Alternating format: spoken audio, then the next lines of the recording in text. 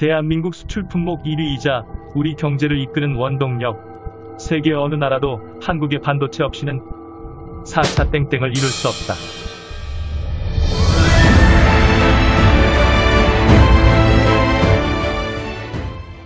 안녕하세요. 사회지식연구소입니다. 동영상 시청하시기 전 구독과 좋아요를 눌러주시면 매우 감사하겠습니다. 1960년대 후반부터 시작된 우리나라의 폭풍 경제성장. 한국전쟁 당시 유엔군 총사령관인 메가더 장군은 전쟁 직후의 대한민국의 모습을 보며 이 나라를 복구하는 데는 최소 100년이 걸릴 것이라고 말했을 정도였죠. 정부가 주도하는 강력한 산업정책에 힘입어 특정 산업 분야 중심의 수출 지향적 발전 전략이 먹혔다는 평가입니다.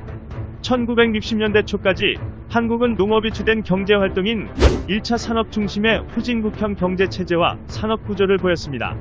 어쩔 수 없었던 사실은 일본의 불법 강점기 시대 그들의 전쟁 수행 등에 필요한 제조업과 관련한 공장들을 주로 북한 지역에 몰아지었기 때문에 휴전 후 남한 경제는 그냥 거지였습니다. 그러다 이분이 나타나면서 우리도 한번 외국의 물건 좀 팔아보자고, 우리도 한번 잘 살아보자고 동네방네 소리를 지르고 다닙니다. 그는 마치 소련의 레닌처럼 우리나라의 경제개발 5개년 계획을 추진하기에 이릅니다. 그가 바로 우리나라 5대부터 9대까지 청와대를 사용한 박정희 대통령이죠. 1970년대 들어서부터는 정부 주도의 중화학 공업 육성 정책을 추진하면서 주력 산업이 농사만 짓던 나라에서 기계를 만지는 나라로 변화하기 시작합니다. 특히 70에서 80년대에는 섬유 및 의류 그리고 신발 등의 경공업 제품이 두각을 나타내며 경제 발전을 주도하죠. 거기에 조선 산업이 날개를 다른 듯 마구마구 성장하며 바다 위에 배를 띄우고 싶으면 한국산 배를 타야 한다는 확인되지 않은 국제적 소문까지 돌기 시작합니다. 당시 우리나라는 그야말로 실크로드를 달리는 경제 성장률로 무서울 것이 없었습니다.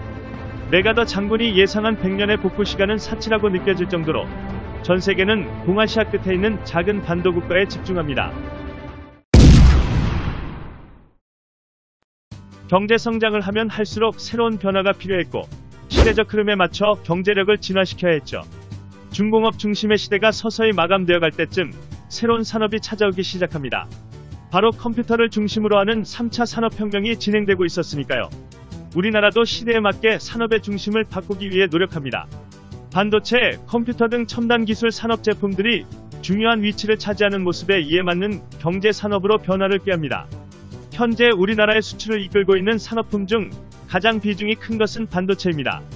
삼성이나 SK하이닉스와 같은 불지의 대기업은 반도체에 대한 사업을 확장해가고 있죠. 여기서 잠깐 2019년 세계 반도체 시장 점유율 순위를 살펴보면 2018년까지 1위를 달리던 삼성전자가 2위로 밀려났긴 하지만 3위에 SK하이닉스가 자리하며 우리나라 반도체가 세계에서 매우 큰 비중을 차지하고 있다는 것을 알 수 있죠. 우리나라 반도체가 왜 이렇게 잘 나가느냐에 대해 굉장히 궁금해하시는 분들이 계실 겁니다. 그렇다면 반도체에 대해 아주 기본적으로 간단하게 살펴봐야 할 것입니다. 반도체는 크게 두 가지로 구분할 수 있는데 메모리 반도체와 비메모리 반도체라고 하죠. 메모리 반도체는 정보를 프로그래머에서 저장할 수 있으며 스마트폰이나 PC용으로 주로 사용됩니다. 비메모리 반도체는 메모리 반도체에 비해 구조가 복잡하고 여러가지 정보 처리 능력을 갖추어야 하기 때문에 매우 지능적인 반도체라 할 수 있죠. 비메모리 반도체는 인간의 뇌라고 불리는 컴퓨터의 CPU 등이 대표적입니다.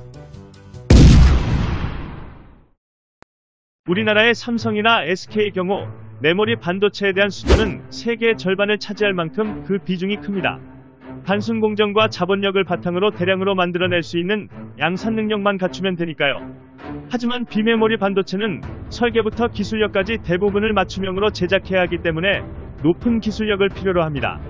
조금 쉽게 설명을 하자면 우리나라에서 생산하는 대표 메모리 반도체 중 디램이나 낸드 플래시는 기성품으로 이미 생산된 것을 다른 나라 또는 기업이 구입을 하는 방식이지만 비메모리 반도체는 필요한 기술을 주문받아 제작된다는 차이가 있습니다. 하지만 삼성은 어느 정도 선점한 메모리 반도체 산업 말고 비메모리 반도체에 사활을 걸고 있으며 미국의 인텔보다 우수한 반도체를 개발하기 위해 노력하고 있습니다. 세계 시장 75%가 비메모리 반도체인데 우리나라는 아직까지 메모리 반도체에 집중하고 있다는 것이죠. 미국이 중국 기업 화웨이에 대해 제재를 하는 이유는 비메모리 반도체를 제작함에 있어 미국 우방의 통신 체계를 화웨이가 만든 비메모리 반도체가 방해한다는 이유에서죠. 우리나라의 반도체 산업은 굉장히 높은 수준으로 성장하였으며 메모리 반도체 분야에서는 압도적인 선두를 달리고 있습니다. 이런 생산 상황과 달리 만들어내는 생산 장비에 대한 조치도 꼭 필요한 부분으로 지적되고 있습니다. 세계 반도체 장비 점유율을 보면 미국이 1위, 일본이 2위로 아직 우리나라는 10위권에도 들지 못한 상황이죠. 하지만 일본이 경제 보복을 한 2019년을 기준으로 반도체 생산 장비 중 의존도가 높았던 일본산 장비를 대부분 국산화하는 데 성공하고 있습니다.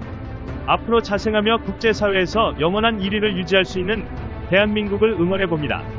반도체 산업에 대한 여러분들의 생각은 어떠신가요? 반도체 산업에 대해 개인적 소견을 댓글로 남겨주시면 감사하겠습니다. 본 영상은 사회지식연구소에서 제작하였으며 구독과 좋아요 부탁드립니다.